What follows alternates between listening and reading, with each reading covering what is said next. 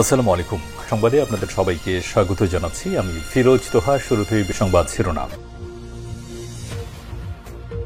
বাংলাদেশের সর্বশেষ গুরুত্বপূর্ণ আপডেট সংবাদে আপনাকে স্বাগত। শুরুতেই সংবাদ শিরোনাম, পরে বিস্তারিত।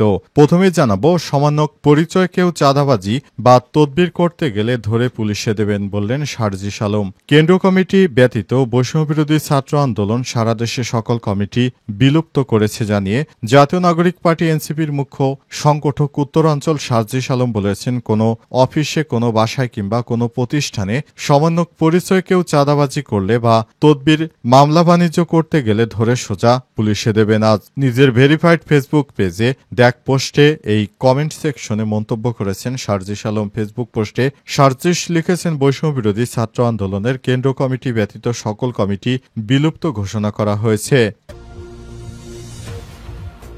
জানাবো, আলহামদুলিল্লাহ, এবার বিমান থেকে গাজায় 25 টন খাবার ফেলল জর্ডান এবং আরব আমিরাত। বিমান থেকে গাজায় একের পর এক খাবার ফেলা হচ্ছে। 25 টন খাবার ফেলেছে জর্ডান এবং আরব আমিরাত। আজ জর্ডানের রাষ্ট্রীয় টেলিভিশনের প্রতিবেদনে এই তথ্য জানানো হয়েছে। খবর বিবিসির। এরপর জানাবো, আকাশ থেকে ইসরায়েলে ত্রাণ ফেলানোর দাবিকে প্রতারণা বলছে ফিলিস্তিনি যোদ্ধারা। আকাশ থেকে ইসরায়েলে ত্রাণ ফেলানোর পরিকল্পনাকে প্রতারণামূলক পদক্ষেপ হিসেবে দাবি করছে ফিলিস্তিনের স্বাধীনতাকামী সংগঠন হামাস। তারা বলছে, এর মাধ্যমে ইসরায়েল অবরোধ তুলে নেয়ার দাবিকে পাশ কাটানোর চেষ্টা করছে এবং নিজেদের ভাবমূর্তিকে উজ্জ্বল করার চেষ্টা চালিয়ে যাচ্ছে। খবর আল জাজিরার। এদিকে গাজায় যুদ্ধবিরতির প্রশ্নে গুরুত্বপূর্ণ সিদ্ধান্ত নিল ইসরায়েলি বাহিনী।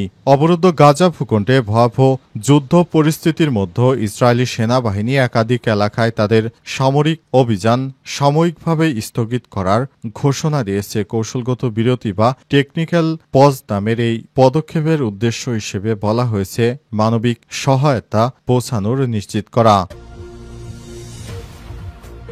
এদিকে ২৬ দিনে রেমিটেন্স হল $১৯৩ কোটি বেশি। চলতি জুলাই মাসের প্রথম ২৬ দিনে দেশে ১৯৩ কোটি ৩০ লাখ, প্রায় $১.৯৩ বিলিয়ন রেমিটেন্স পাঠিয়েছেন প্রবাসীরা। আজ এই তথ্য জানিয়েছে বাংলাদেশ ব্যাংকের নির্বাহী পরিচালক ও মুখপাত্র আরিফ হোসেন খান।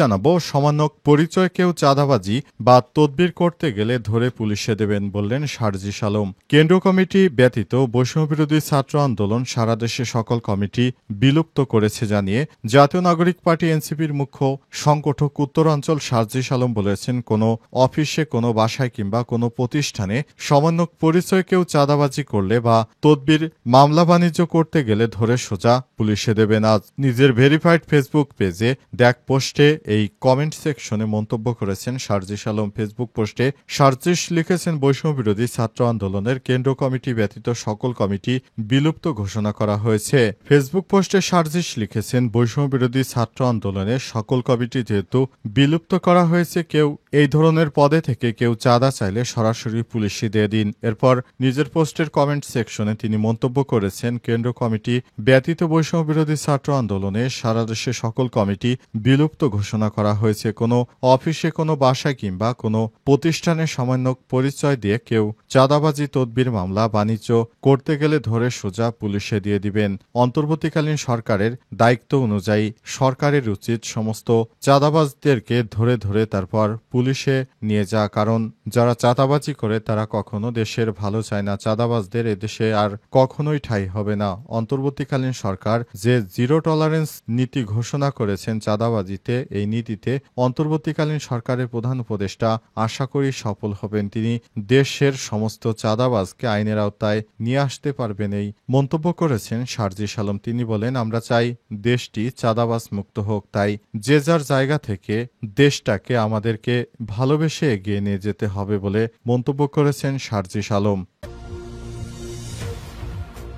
বিমান থেকে গাজায় 25 টন খাবার ফেলল জর্ডান এবং আরব আমিরাত। বিমান থেকে গাজায় 25 টন খাবার ফেলেছে জর্ডান এবং আরব আমিরাত। আজ জর্ডানের রাষ্ট্রীয় টেলিভিশনের প্রতিবেদনে তথ্য জানানো হয়েছে। খবর বিবিসি রেতে বলা হয়েছে, জর্ডানের রয়্যাল এয়ারফোর্স আরব আমিরাতকে সঙ্গে নিয়ে গাজায় 25 জন খাবার এবং প্রয়োজনীয় মানবিক সহায়তা ফেলেছে। এতে অংশ নিয়েছে জর্ডানের C-130 মডেলের দুটি এবং আরব আমিরাতের একটি বিমান। গাজায় একাধিক স্থানে সব খাবার ফেলা হয়েছে।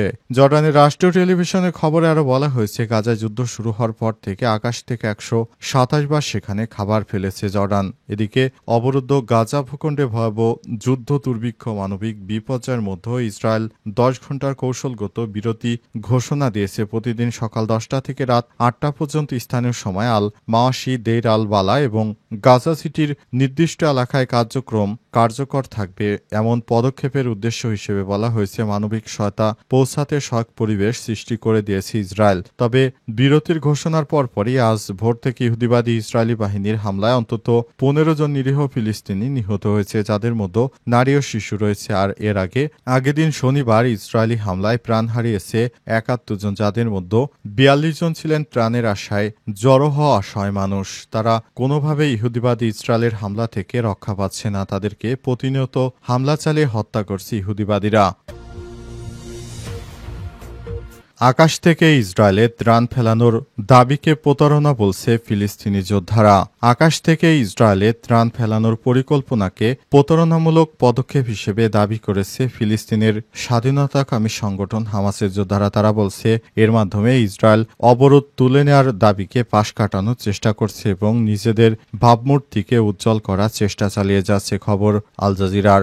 দখলদার ইসরায়েলি বাহিনীর পরিকল্পিত ত্রাণ নিয়ন্ত্রণ পদক্ষেপের মধ্যে আকাশ থেকে ত্রাণ ফেলার পরিকল্পনায় ফিলিস্তিনের জন্য আরও ঝুঁকি তৈরি করবে। হামাস জানিয়েছে, ক্ষুধা অপরাধ বন্ধে ইসরায়েলকে অবশ্যই আগ্রাসন বন্ধ করতে হবে, অবরোধ তুলে নিতে হবে এবং স্থল সীমান্তগুলো খুলে দিতে হবে, যাতে জাতিসংঘ পর্যাপ্ত ত্রাণ সরবরাহের সুযোগ পায়। হামাস আরও জানিয়েছে, যুক্তরাষ্ট্র ও ইসরায়েল GHF এর মাধ্যমে গাজায় ত্রাণ সরবরাহ নিয়ন্ত্রণ করায় 1000-এর বেশি মানুষ নিহত এবং প্রায় 6000-এর বেশি মানুষ আহত হয়েছে, যা একটি স্পষ্ট যুদ্ধ অপরাধ। স্বাধীনতাকামী এই সংগঠনটি আরও জানিয়েছে, ইসরায়েলি অবরোধ ও গণহত্যা বন্ধে আমরা আন্তর্জাতিক সম্প্রদায় জনসাধারণকে চাপ অব্যাহত রাখার উপর গুরুত্ব আরোপ করে আসছি। এছাড়াও আমরা সতর্ক করছি, অধিকৃত ইসরায়েলি বাহিনীর প্রচারণা দ্বারা প্রতারিত না হতে। ইহুদিবাদীরা চাইছে পুরো গাজাকে ফাঁকা করে ফেলতে এবং এসব এলাকায় তারা তাদের কার্যক্রম চালিয়ে গ্রেট ইসরায়েল তৈরি করা যে দুঃস্বপ্ন দেখছে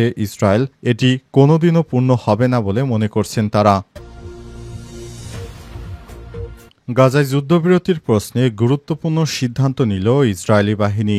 অবরুদ্ধ গাজা ভূখণ্ডে ভয়াবহ যুদ্ধ পরিস্থিতির মধ্যে ইসরায়েলি সেনাবাহিনী একাধিক এলাকায় তাদের সামরিক অভিযান সাময়িকভাবে স্থগিত করার ঘোষণা দিয়েছে। কৌশলগত বিরতি বা টেকনোলজিক্যাল পজ নামের এই পদক্ষেপের উদ্দেশ্য হিসেবে বলা হয়েছে, এখানে মানবিক সহায়তা পৌঁছে দেওয়ার জন্য ইহুদিবাদী ইসরায়েল এই ধরনের পদক্ষেপ নিয়েছে। ইসরায়েলি সেনাবাহিনী টেলিগ্রাম চ্যানেলে এক বিবৃতিতে বলা হয়েছে, সেনাবাহিনী যে সব এলাকায় বর্তমান সরাসরি অভিযান চলছে না, যেমন আল মাওয়াশি, দেইর আল বালা এবং গাজা সিটি, সেখানে প্রতিদিন নির্ধারিত সময়ের জন্য একটি কৌশলগত বিরতি কার্যকর থাকবে পরবর্তী ঘোষণা না দেওয়া পর্যন্ত। খবর জিও নিউজের। এই বিরতির সময় নিরাপদ মানবিক করিডর চালু থাকবে, যার মাধ্যমে মানবিক ত্রাণবাহী কনভয়গুলো নিরাপদে চলাচল করতে পারবে। অবস্থায় গাজায় যে ধরনের কার্যক্রম চালাচ্ছে ইহুদিরা, সেটি অব্যাহত রাখার ঘোষণাও দিয়েছে। তারা দিনের বেলায় শুধুমাত্র একটি নির্দিষ্ট সময়ে তারা এই ধরনের কার্যক্রম বন্ধ রাখবে, অর্থাৎ এসব টাইমে তারা যুদ্ধ বন্ধ রাখবে, আর বাকি সময় তারা ইহুদিবাদী ইসরায়েলিরা ফিলিস্তিনের নিরীহ ফিলিস্তিনিদের উপর হামলা অব্যাহত রাখার ঘোষণা দিয়েছে। তবে গাজা যোদ্ধারা জানিয়েছে, এই ধরনের ত্রাণ সহায়তার জন্য যুদ্ধবিরতি করা সম্পূর্ণ একটি বোকামি এবং এই নির্লজ্জতা ইহুদিবাদী ইসরায়েলের, কারণ এসব সীমিত সময়ের জন্য যুদ্ধবিরতি মানুষের সঙ্গে তামাশা করা শামিল।